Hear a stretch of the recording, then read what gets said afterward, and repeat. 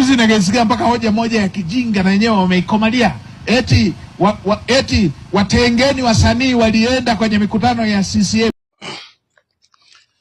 Mheshimiwa Waziri Mkuu, unavyoongea kuhusu wasanii wa Tanzania uko sahihi kwa 100% kwamba wanatafuta ajira kwenye mikutano ya Chama cha Mapinduzi, lakini swali ni moja.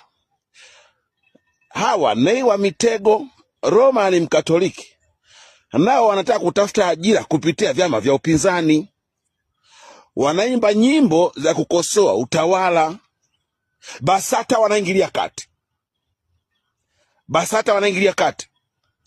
Tokeni hapa, tokeni, hamstahili katika nchi hii.